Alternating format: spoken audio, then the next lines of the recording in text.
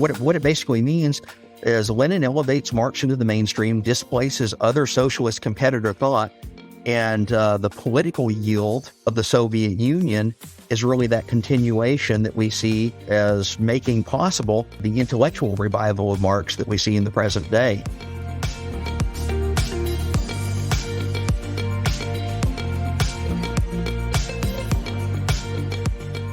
Welcome to Acton Line, a product of the Acton Institute for the Study of Religion and Liberty. I'm Eric Cohn, executive producer. Karl Marx. If you're listening to this podcast, it's unlikely that I need to explain to you who Karl Marx is. You know he's the author of the Communist Manifesto and the father of one of the most significant and impactful philosophical and economic theories of the late 19th and the 20th century. It would be fair for you to assume that Marx was always celebrated in the way that he was throughout the 20th century, as numerous countries, like the Soviet Union, sought to put his theory into practice. But a new research paper from Phillip W. Magness and Michael Makovi says that this common popular understanding of Marx's significance is wrong. They contend, and seek in the paper to demonstrate empirically, that Marx was largely dismissed as a scholar in his own time, and that he owes his outsized influence today to historical and political events, in particular, the success of the Russian Revolution. Today, I talk with Phil Magness about the findings in his paper, how we should properly understand the influence of Karl Marx, and what it means that his ideas seem to again be ascendant in the modern world. Phillip W. Magness is Senior Research Faculty and Director of Research and Education at the American Institute for Economic Research. He holds a PhD and MPP from George Mason University's School of Public Policy and a BA from the University of St. Thomas, Houston. Prior to joining AIER, Dr. Magness spent over a decade teaching public policy, economics, and international trade at institutions including American University, George Mason University, and Berry College. Magness's work encompasses the economic history of the United States and Atlantic world, with specializations in the economic dimensions of slavery and racial discrimination, the history of taxation, and measurements of economic inequality over time. He also maintains an active research interest in higher education policy and the history of economic thought. He is the co-author, along with Michael Makovi, of the research paper, The Mainstreaming of Marx, Measuring the Effect of the Russian Revolution on Karl Marx's Influence, which we'll be discussing today. You can find additional resources in the show notes for this episode, as well as find previous episodes of Acton Line on our website at acton.org/actonline. And if you like this program, you can help us reach even more listeners by sharing it with a friend and leaving us a 5-star review on Apple Podcasts. We welcome your comments as well. Acton Line is available on Apple Podcasts, Google Podcasts, Spotify, or wherever you listen.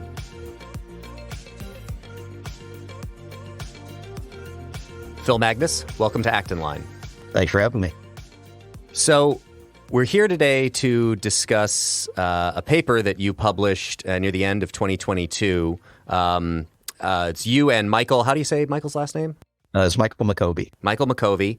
The title, The Mainstreaming of Marx, Measuring the Effect of the Russian Revolution on Karl Marx's Influence. So why don't we start with some level setting? I think most people in our audience are going to know, generally speaking, who Karl Marx is. But just for fun, give us, your presentation. If you're talking to somebody who has no idea who Karl Marx is, describe Karl Marx for them. So Karl Marx is a socialist, political economist and theorist, some would say a philosopher, lives in the 19th century. So he dies in 1883. You can see his period of kind of peak activity is between roughly the revolutions of 1848 in Europe. That's what spawns his famous document, the Communist Manifesto, co-authored with Friedrich Engels. And then his next major work, it comes in 1867. He writes a book called Capital, a critique of political economy, sometimes referred to as Das Kapital, because it comes out in its original German. And as such, he is a framer of a major strain of socialist or communist theorizing, basically offering a critique of the economic system that existed in the 19th century and a series of predictions to bring about a transition of world society into a socialist and eventually communist state. As such, he's also the major inspiration of 20th century communism, including all the movements that we know very well. The Leninist, Stalinist, Bolshevik uprising that occurs in Russia in 1917, and the successor events of the Soviet Union are explicitly framed as a Marxist revolution. We also get other iterations that come in Maoist China. We get iterations in Pol Pot's Cambodia, Fidel Castro's Cuba. Most recently, Hugo Chavez and Nicolas Maduro in Venezuela have claimed direct inspiration from Marxian theory in trying to move toward a socialist state in Venezuela. So he's become a major theorist of the 20th and 21st centuries insofar as others try to act upon and implement this system of thought that he laid out in the mid-19th century. The funny part of asking that question, of course, is that, for the kind of people that would tune into a podcast like Act in Line, they're going to be familiar with Karl Marx. Lay out what is the popular conception about Karl Marx's level of influence and importance. What do people think they know? Because we're going to get to what's in the paper about what you think their misconceptions are about Marx and his influence. But what is the popular conception right now about Karl Marx and how influential he and his ideas from those writings have been on the late 19th and 20th century and leading into the 21st century? Sure. So this falls into a category I think that we characterize as some of our popular writings as Das Karl Marx problem. Pointing to a contradiction that exists, and this was the root of our paper. So the most common place that people encounter Karl Marx today is in university classrooms and academic texts, where he is cited not only as a major figure in the intellectual canon of the world, but quite possibly the preeminent philosophical figure in the last 200 years. And I say this with an empirical basis. Give you 2 points of evidence on that. The first is if you look at statistics on readings that are assigned on university course syllabi in colleges and universities today, Karl Marx is consistently at the very top of that list. The Communist Manifesto is almost always one of the most frequently assigned books outside of grammar manuals. It runs neck and neck usually with Plato's Republic. And then anything else of the Western canon is far, far beneath that. So you have Marx and Plato at the top. Then a little further down, there's Aristotle. And then way further down, John Locke, Adam Smith, Martin Luther King, all the major figures that we would think of as part of this intellectual canon. So he's everywhere in the classrooms. And the second thing is he has a very pronounced, I'd say even dominant presence as an intellectual figure in scholarly writing, scholarly citations. So Nature magazine wrote a report about 7 or 8 years ago where they looked at the Google Scholar citation index mechanism. And a group of social scientists had figured a way to establish weighted measures of influence of major figures across history by counting their citations, how frequently they appear in academic works. Well, it turns out Karl Marx is also consistently at the top of that. So the conceptualization of Marx that we have is that he was always this major figure. He tapped into the zeitgeist of the mid-19th century, diagnosed problems with capitalism, and the course of economic events, the course of history ever since then has been a series of validations, supposedly, of his work, even to the point that in 2018, on the 200th anniversary of Marx's birth, you had mainstream publications like the New York Times, the Financial Times, the Economist magazine, as well as all sorts of other political and commentary magazines, ran anniversary editions. And the gist of it is, happy birthday, Karl Marx, your theories were right. So this notion of Marx as this very popular, always eminent figure has really kind of taken set in the academy. And yet there's this is where the contradiction emerges, why I call it Das Karl Marx problem. If you go back to the 19th century and look at the initial reception of Marx, and I'm not saying just within a year of Das Kapital being publishing, I'm talking 4 decades almost after Marx's career, he is seen as someone that is only warranting notice among really 2 factions. One are the very tiny niche group of radical socialist followers which are a subset of the socialist world at the time. Remember, he's a competitor theorist of dozens of others. But there are Marxian socialists that are almost like a cult-like following around this figure. And then there are academic economists who assess his theories immediately after Das Kapital was published. In the decades that follow that, they assess his theories and they soundly reject them. They find that he has premised his entire argument on what is now an obsolete theory of value, the labor theory of value. Marx publishes in 1867. In 1871, there is an intellectual revolution in the economics profession where they cast aside the labor theory of value and adopt subjective theories of value or marginalism. And that has since come to dominate the field as being scientifically vindicated. What it means is Marx was obsolete almost as soon as he introduced himself into this discussion. And as a result, the economics profession and most of academia that even noticed him at all prior to the Russian Revolution considered him a very fringe, kind of heterodox thinker who had been rendered obsolete by the most modern advances in social sciences within the past few decades. So on the eve of the Russian Revolution, if you asked a prominent economist or academic, and there are many such records of this, what they think of Karl Marx, well, I'll paraphrase Alfred Marshall. He says, Marx is dense Hegelian terminology used to obscure circular reasoning that's not worth our time. John Maynard Keynes, certainly a figure of the left, in 1925 writes an essay where he says Das Kapital is an obsolete textbook of no interest to the modern world. Something that's been rendered obsolete. So you give this really damning assessment of Marx's theories at the time of the Russian Revolution and for the decades prior to that, juxtaposed to this huge academic acclaim that he has today. There's a tension, and that's what we decided to investigate. Given my background, I'm familiar with the critiques from free market economists of Karl Marx's economics writing. Although I often hear that, at least he had some interesting, perhaps, insights as, say, maybe as a sociologist or as some other kind of philosopher. You've laid out this understanding at the time that there was a dismissal of his economic theories. Was there any recognition of him at the time as perhaps being interesting along the lines of sociology or philosophy unrelated to his economic theories?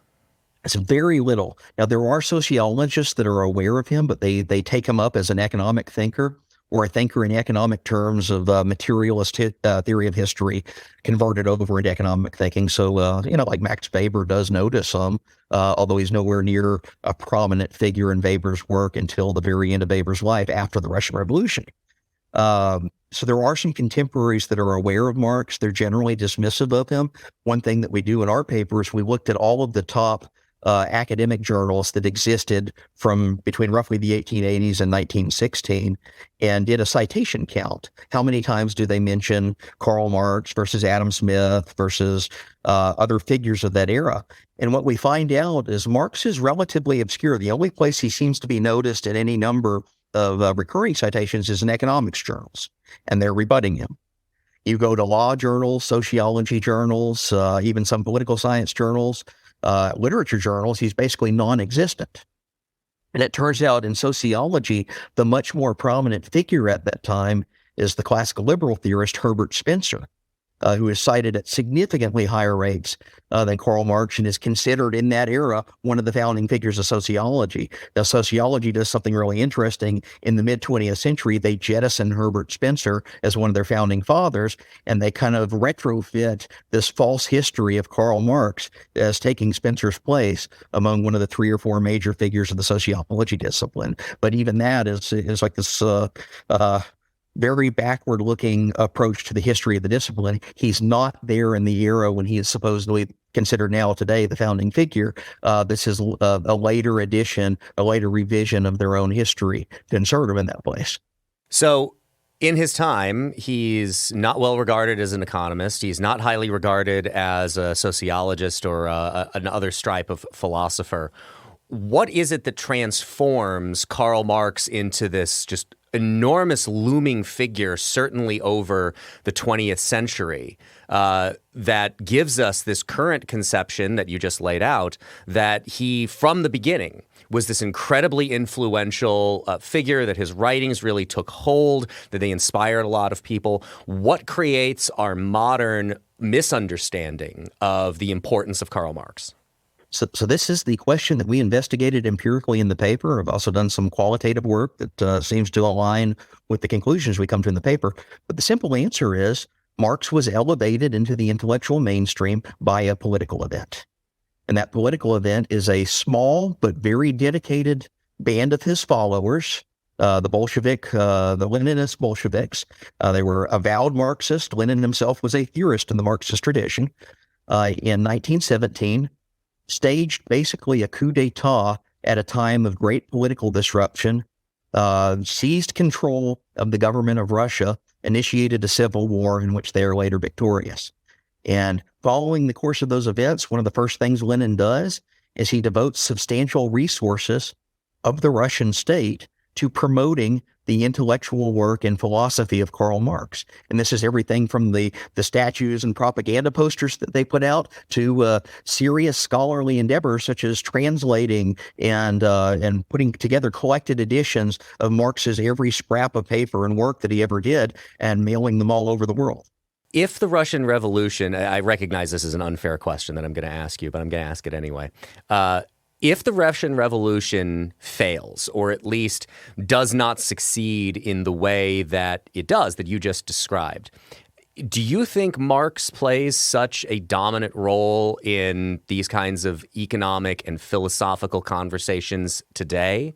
Would he be elevated by some other movement? Or do you think that Marx's influence, if the Russian Revolution fails, dies with that revolution? So there's the great counterfactual history question. And although we can never establish counterfactual history because they didn't happen, what we can do is ponder the thought experiment and then attempt to tease out through empirics what the counterfactual would look like. So one of the starting points of our inquiry is we noticed that several prominent figures across history had made an interesting observation about Marx. They basically say exactly what you did. They said, had the Russian Revolution not played out the way that it did, had it failed, had it been stillborn, that Marx would not have exerted the level of influence that he did in the 20th century. This comes in several very prominent, esteemed works of intellectual history. So Frederick Copleston's multi-volume History of Philosophy has a chapter on Marxism where he posits this thought experiment in almost those exact terms. Alan Ryan, who is probably best known today as the editor of Isaiah Berlin's work, but also a prominent political theorist, he does a book where he writes an introduction on Marxism, and he basically says, as a thought experiment, had the Soviet Union never been created, had Lenin lost the revolution, we probably wouldn't be writing this book today that we have about Marx. Erich Hobsbawm, who's a really fascinating figure. He's a Marxist historian, probably one of the most prominent Marxist historians of the 20th and early 21st centuries. He writes an edition of a modern scholarly edition of the Communist Manifesto, the preface to it, where he traces the intellectual history. And his great observation is that for most of the 19th century and early 20th century, the manifesto itself was a fairly obscure text that was only noticed and really seized upon by fellow travelers, dedicated Marxists themselves. And he makes this observation. He says, it's the resources of the Soviet state that elevate Marx after 1917 into the mainstream. So seeing all of these qualitative assessments from across the political spectrum, we have Copleston to Hobsbawm and everything in between, have observed this thought experiment. What would have happened to Marx had the Russian Revolution failed? We thought we should investigate that and do so empirically. So what does this all mean? The popularity, how celebrated Karl Marx is, being a creation of the success of a political event. What do you think the meaning of that is to us now and how we should understand Marx going forward? And then I guess I'll come back to this, but I guess the other question to attach to that would be, what have been the reactions of people to this paper of yours that is attempting, again, to empirically contextualize the importance of Marx in his time and understand the events that precipitated his current popularity, which strikes me as the kind of thing that, I'm not a Marxist theorist, I'm not a Marxist economist, I don't even play one on TV, but I don't see how that necessarily devalues what I view as the importance of Karl Marx as a thinker. So feel free to take those two questions in whichever order you would like. Yeah, and I think it illustrates a divide among Marxists themselves. They're a notoriously schismatic bunch. We knew that even before Lenin jumped into the mention versus Bolsheviks. There was a social democracy branch of Marxism in Germany that viscerally hated what Lenin was doing. So the interesting thing of this, we posed a counterfactual history in that question. What does it mean for a political event to have elevated Marx? Well, for some Marxists, this undercuts a core theoretical precept of Marxism. For Marxism, in addition to its prescriptive aims of bringing about a socialist society through revolutionary or other means, Marx himself is pretty clear on being on the revolutionary side of that, although there are attempts to implement his system, his design through non-revolutionary means. But nonetheless, the premise of it is built upon basically a game of numbers. Marx looks back at human history and says, history, the great conflict of history is for control of material resources between the haves and have-nots. In the capitalist era, this is the bourgeois versus the proletariats. And one of the underlying themes of Marx's observation here is the proletariats outnumber the bourgeois. So the pure numerical majority basically becomes the causal mechanism that allows Marx to predict that socialism will eventually succeed. It's guaranteed. It's scientifically assured to be ascendant. All we need to do is awaken the proletarian class to assert its, basically a class consciousness theory that emerges from this, but to basically assert its control over the means of production, and therefore socialist society follows. Well, if it turns out that a socialist revolution, such as happened in 1917, is not coming out of a mass uprising, it's not class consciousness emerging among large segments of the working class and asserting its control. Rather, it's a very small band of basically Marxist intellectuals who don't fit the working class paradigm at all. Lenin is not a factory laborer. He's an elite intellectual that is exiled into Switzerland and moves around Europe writing these dense Marxist tracts that other Marxists read and realize. So it's like a movement of philosophers. If that's the precipitating event and not proletarian uprising that brings about the revolution, then there's a problem in Marxist theory. At least those that would focus on that would say so. The second consideration here is if it turns out that Marx is only put on the map by the Soviet Union propagandizing him, all successor Marxist movements that we have today, or at least the vast majority of them, actually owes some causal attribution to that event occurring. And, you see some of the Marxist revivalism in the academy today. The one thing that they seem to all be in agreement upon is that they're different than the Soviet Union. They don't want the baggage of the Soviet legacy on their hands. And you can't really blame them when you're talking about tens of millions, hundreds of millions of deaths that are left behind in the wake of 20th century attempts to effect a Marxist regime. So they want to dissociate themselves from that historical legacy. And yet if we have an empirical demonstration that Marx's salience, at least in the immediate aftermath of the Russian Revolution in 1917, comes about from those political events, what are the implications for successive Marxist movements in the 20th century? It becomes very plausible that it's the case that other Marxist movements that are attempting to dissociate themselves from the Soviet legacy really cannot do so in an effective and clear, clean-cut way. So they really don't like that baggage. Well, I was going to ask you, what implications does what you've uncovered here have for, and this is such a common question, or less a question than a statement, of people who, wish to defend Marxism and Marxist theory and have only, as you've laid out, the countries, places where it has tried to be applied and has resulted over and over again in brutality, statism, mass death, the subjugation of a lot of different people. And we get the answer to that is, well, it's not, that hasn't been real Marxism. It's not Right. real It's never real communism. socialism. Right. It never is. But what implications do you think what you've uncovered here has for, more fully answering that question about the attempts to implement Marxist theory? What does that mean? Well, I think the simple answer here is that we have to recognize the fact that Lenin is what puts Marx on the mainstream intellectual map. So the version of Marxism that we get today necessarily comes through Leninism. It's the one that wins out the internal debate among fellow socialists, elevates Marx into kind of like the king of the socialists, whereas, in 1916, he would have been one of many different competitor theories. We talked about Henry George's socialism was actually cited at a higher rate and referenced at a higher rate, which is a spinoff of Georgism. It's not the only version. But if you ask someone at the turn of the century, George's socialism is a much more recognized concept than Marxian socialism. And that also demonstrates, George's socialism is very much a peripheral movement in that era. So what it basically means is Lenin elevates Marx into the mainstream, displaces other socialist competitor thought, and the political yield of the Soviet Union is really that continuation that we see as making possible the intellectual revival of Marx that we see in the present day. From really about the 1920s onward. So the empirical tests that we do, we use citation indexes that come out of Google Ngram, and then we also constructed a parallel one from newspaper databases, so scan text, look for basically the number of times that an author's name appears in a given text.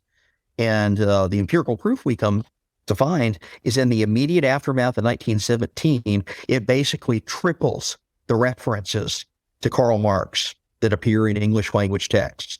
We do the same thing, repeat the experiment in German language text, basically the exact same result. And that tripling, it moves him from a very slow, steady, not really growing segment of the socialist periphery to a mainstream intellectual figure that's now being cited at like rates that match or exceed Adam Smith. Almost overnight. I mean, the trajectory shoots upward from 1917 to about the late 1920s. It's just a marked increase in Marxist references, citations, and then it kind of levels out and it stays and remains high. It persists across the 20th century after that's been established. So there's the empirical evidence of the narrative evidence that we're finding. We've got empirical validation of it. To me, I think these two factors are kind of like a 1-2 punch. Saying that if you are drawing on Marxist theory today, you need to recognize that one of the main reasons this has intellectual salience comes from prior events. And the main prior event that we can identify and isolate is the Soviet uprising in 1917. How has your paper been received? I was tempted to ask that question in the way of, has your paper been well received and why not? But feel free to just attack that one. So in one sense, it was very well received. We went through rigorous multi-rounds peer review assessment at the Journal of Political Economy, which is considered an A-list journal in economics. It's well known for its rigor.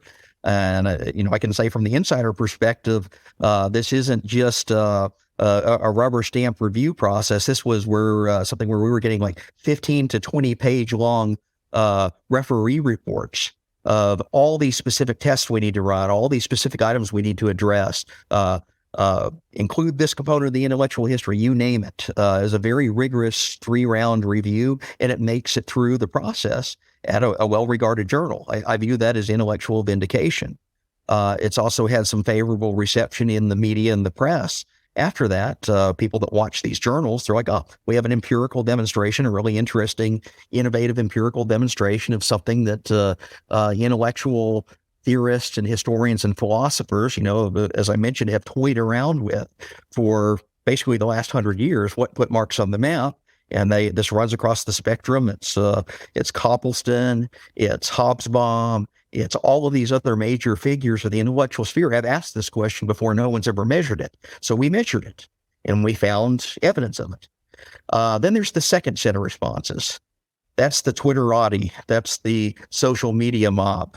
And I would basically say that they boil down to a single set of vehement, vitriolic, insult-laden derision at the paper, mostly from people who have either never read the full paper. They were raising objections that we very clearly addressed. And if you simply would read the paper, it'd be like, so one of the major objections that we encountered, and we've since investigated this even further and found validation of our position, was this claim that Marx may not have been popular in English texts, but because he wrote in German and he had a socialist following in Germany, therefore he must have been a recognized theorist before 1917 in Germany.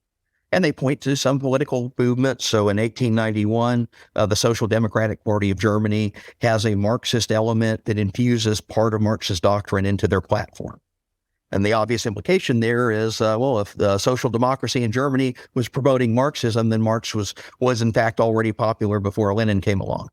But in fact, we investigated this. We looked at German citations, and there's not a bump to Marx's references in the social democracy era of Germany between 1891 and World War I. It's just simply not there. And when it turns out, is something that historians of the social democracy in Germany have long pointed out. There was a small group of elite Marxist theorists in the upper ranks of the party, and all they did was talk about ways to develop Marxist theory, but the rank and file, the voters, all they saw was like a reformist platform that was offering lower number of hours worked and public education reform and things like that.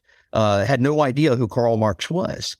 So it turns out that the social democracy in Germany is not a good proxy for Marx's influence. And most historians who have looked into that have found out that Marx's name is basically unknown to most members of the rank and file of the social democracy. So that objection is something we addressed in the paper, something we've since investigated even further by running robustness tests on the same stats. Every single one of them seems to bear out our theory, and yet our critics keep going back to this as if it's like a truism that Marx simply must have been popular in Germany. And I'm sitting here saying, no, the empirical evidence and the qualitative evidence say very conclusively that he was not.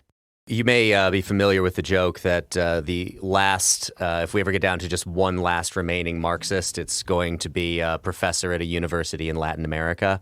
Exactly. Yeah. You mentioned the popularity of it in the university sphere earlier. So a couple, I guess a two-pronged question on that. One, do you think there are any other reasons for that, at least for the contemporaneous popularity of it, that go beyond just what you've been laying out in the paper of the Russian Revolution popularizing Marx to the extent that it did?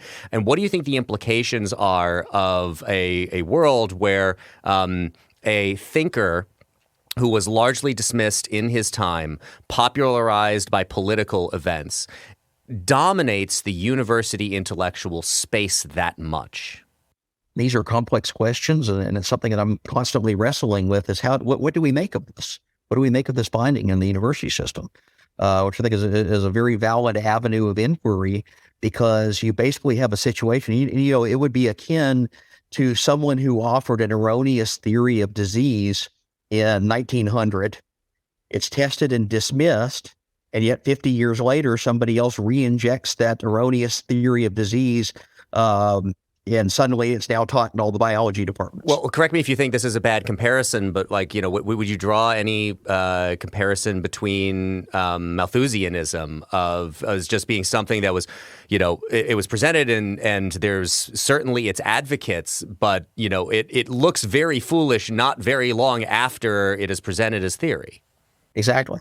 Yeah, well, yeah, I think that's true of many intellectual movements that for some reason they continue to have resurgent salience. Part of it, Friedrich Hayek has the famous essay on the intellectuals and socialism, and it's exploring why people of intellectual classes are drawn to kind of this amorphous tendency of viewing themselves as planners of society, of gravitating to the socialist left.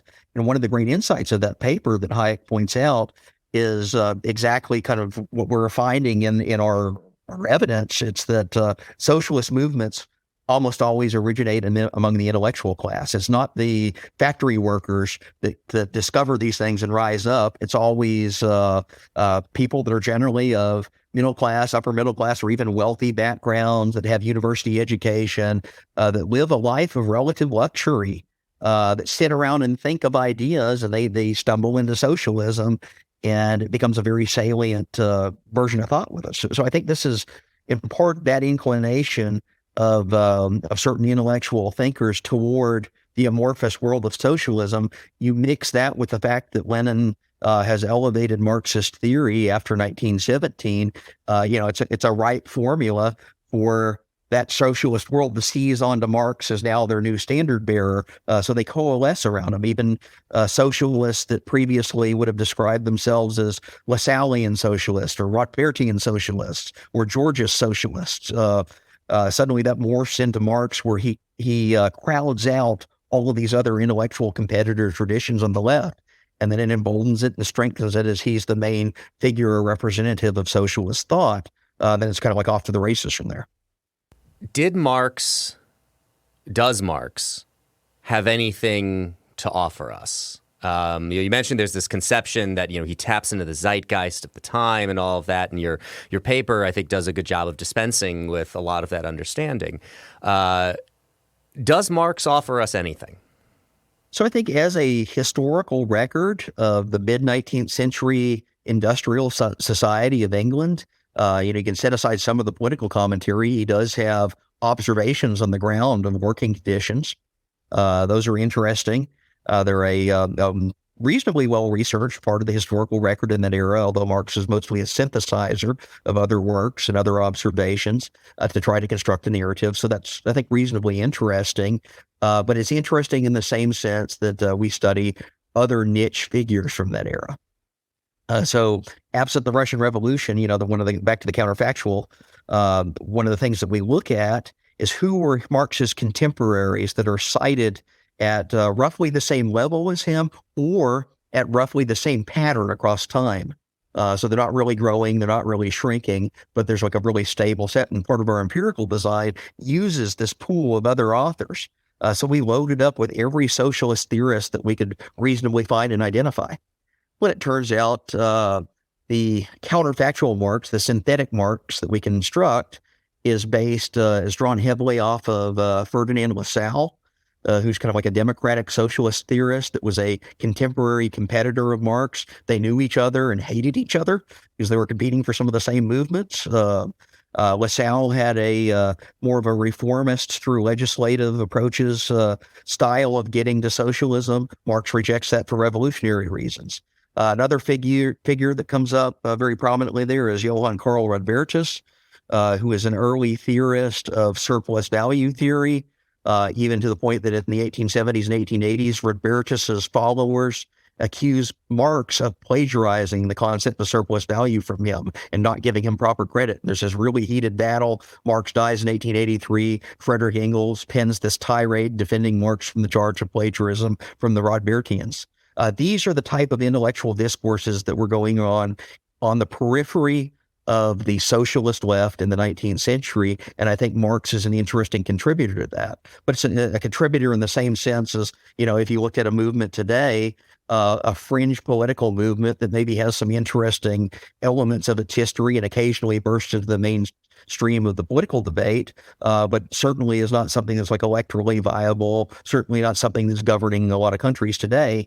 We're in a real analogous situation there to what Marxism was. I guess all of this is a way of saying that Marx would still be noticed today, but noticed as a niche figure of the radical labor movements of the 19th century and studied mostly for historical purposes, not as a theorist by which we want to remake or guide society as some are advocating today.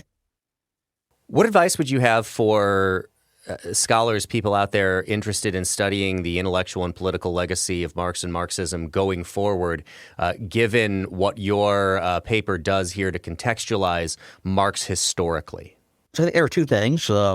One thing that we do intentionally in the paper is we actually lay out the intellectual history of Marx before 1917 and basically give a synopsis, an overview of how the marginal revolution arrives in the economics profession, what that does to render his theories obsolete. There's also an internal contradiction in the way that Marx calculates labor prices that both Marxists and non-Marxists grapple with. It's called the transformation problem. Marx dies without ever successfully solving the transformation problem. And then within a generation or two, there are other theorists that attempt to mathematize it, and they find that you simply cannot solve this set of equations. What is the transformation problem? So the gist is, labor is a priced input, but it's also something that exists in a priced world. And if you are building a system, a theory of economics built upon labor performed as being the mechanism that instills value into something, where do you get prices? And where do you get prices from finished goods if labor itself is a price?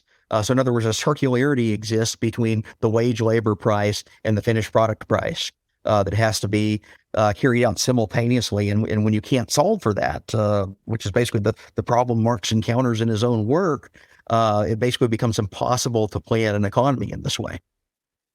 So he is hit with these two contradictions. The labor theory of value falls by the wayside. The transformation problem becomes a stumbling block for affecting a Marxist planned economy.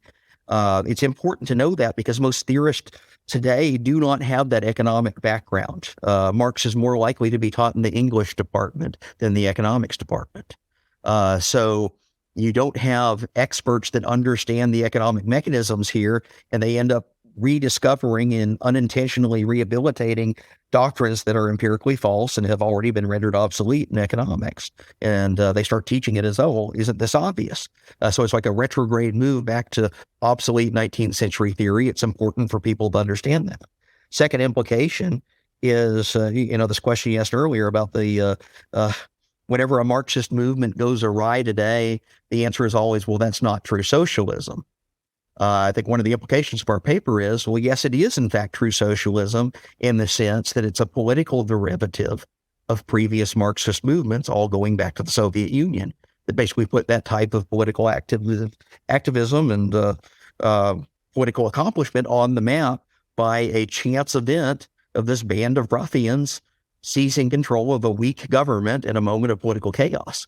And if you realize that history didn't necessarily have to turn out that way, really, Lenin succeeds in many effects because of a roll of the dice. He was in the right place at the right time. He had incompetent opposition.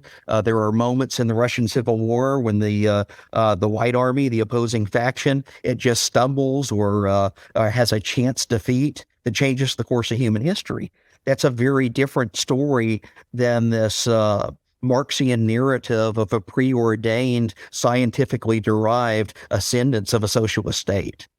So I would ask anyone that's looking at Marxist movements today to start thinking of them in terms of almost like a public choice political economy rather than this philosophical ordination that derives from the Marxist self-proclaiming their inevitability. Final question, Phil. Since the collapse of the Soviet Union, which is the state, the nation, the empire that is built off of the success of the Russian Revolution, which popularizes Marx in the way that you've described, since the collapse of the Soviet Union, in your opinion, has Marxism, Marxist theory gotten more important, more well-regarded? Has it stayed about the same? Has it been diminished by the collapse of the Soviet Union? What really is the state of play of the intellectual landscape out there of this theory and philosophy in response to this real-world event, which put in a sense, a bookend on what began with the Russian Revolution, what ends with the collapse of the Soviet Union, and in the meantime there, as you've spelled out already, elevates Marx to this enormously important figure. What is the current state of play in the intellectual space? Yeah, so you were basically mapping out what I hope to be a future empirical project, is to test the same thing, citation patterns in response to 1991, the fall of the Soviet Union. I haven't done so yet. This is a multi-year project that we have to gather that data, and I think I could subject it to some very similar forms of testing, and I'll make a rough prediction of what I think would happen. And this is just based on the qualitative literature. After 1991, you see a wave of academic studies that basically proclaim the failure of the Marxist system. This is the judgment of history. We ran this experiment. It failed. Marx is now in the dustbin. It turned out that capitalism, or all the competitor systems, free market economic system, neoclassical economics, whatever you want to call it, were all proclaimed the victors in 1991 after the Soviet Union fails. And really, especially when they start to peek behind the curtain of what was happening in the last few decades of the Soviet Union, they find that they were fudging their economic statistics, and supposed Soviet industrial prowess was basically painted over rust of an economy that was already fracturing in very deep ways. So in 1991, I think the thrust of the academy would have been, yes, Marx has been defeated. This is an old concept that we should now study for historical reasons. Fast forward 30 years later, and we've had a resurgence. And this resurgence has directly coincided with a shift to the left, and really the far left, among the professoriate. We see this in some other data points. There are surveys that have been administered since the 60s to today asking professors, what part of the political spectrum do you fall on? And it's the same thing as you'd ask the general public. Do you consider yourself conservative, center-right, moderate, center-left, left-wing? Usually a 5-point scale. And, you ask the general American public, and that's a pretty stable measure over time.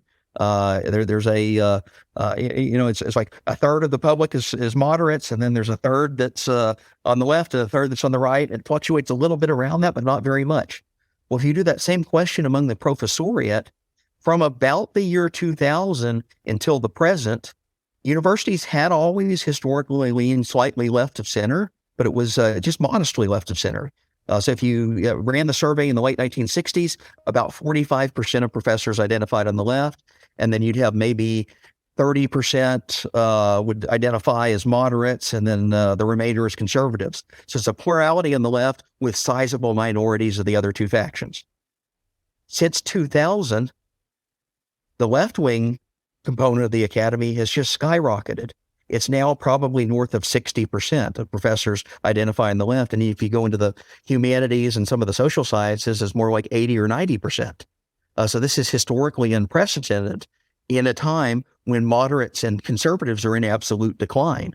So I see that as coinciding with a revival of general leftist thought, and Marx, being one of the most prominent figures on the political left, obviously has a very central place in that. Although it's reinvented Marxism, it's no longer just straight up revolutionary Soviet-style Marxist-Leninism. It is critical theory. It is philosophical derivations of Marxism that also, it turns out, historically trace their lineage to that decade in the aftermath of the Soviet Revolution. The Frankfurt Schools founded in 1923, for example, as a direct aftermath of the Soviet Union. And the early theorists that are there at its opening conference say that Lenin has reinvigorated us. Lenin has reinvigorated Marxist theory. So that's off to the races from there. It's a different brand of Marxism. It is definitely ascendant, and it's ascendant very rapidly from a point in history, 1991, when most people thought it was dead. Phillip W. Magness is Senior Research Faculty and Director of Research and Education at the American Institute for Economic Research. He is the co-author of the paper, The Mainstreaming of Marx, Measuring the Effect of the Russian Revolution on Karl Marx's Influence, along with Michael Makovi, which we've been discussing today. Phil, thank you so much for joining us today on Act in Line. Thank you for having me. As always, thank you for listening. Our team loves putting this podcast together for you. It's encouraging to hear from our listeners. Feedback is incredibly important to us because it lets us know what you'd like to hear more of, including the kinds of topics you're interested in most. If you have comments, feedback, or ideas for a show topic or interesting guest, you can email our team at producer@acton.org. Until next week, for Act in Line, I'm Eric Cohn.